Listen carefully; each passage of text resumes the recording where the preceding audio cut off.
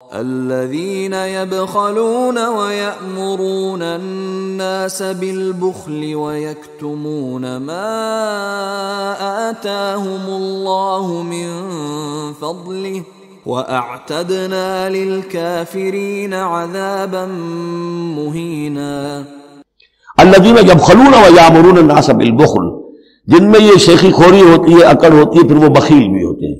اس لیے کہ عام طور پر تو انہیں اپنا جو تکبر ہوتا ہے وہ دولت کے برابر ہوتا ہے، انہیں معلوم ہے ہمارے پاس دولت ہے،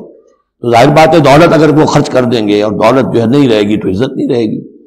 جو کہ بخل کرتے ہیں وہ یامرون الناس بالبخل، اور لوگوں کو بھی نیکی بخل کا حکم دیتے ہیں،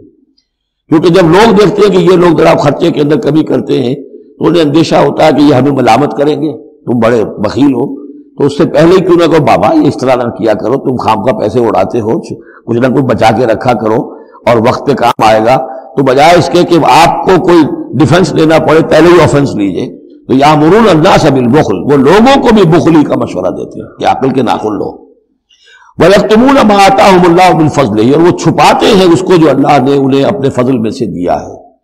دولت ظاہر ہوگی تو کوئی سائل سوال کر بیٹھے گا، یعنی اچھا مسکین صورت بنائے رکھو کہ ان کے اوپر تو شاید خود دو وقت کے فاقے ہیں، اب ان سے میں کیا ان کے سامنے ہاتھ دراز کروں۔ وَأَعْتَدْنَا لِلْكَافِرِينَ عَذَابًا مُهِينًا، اور ایسے کافروں کے لیے ہم نے بڑا اہانت آمیز عذاب تیار کر رکھا ہے۔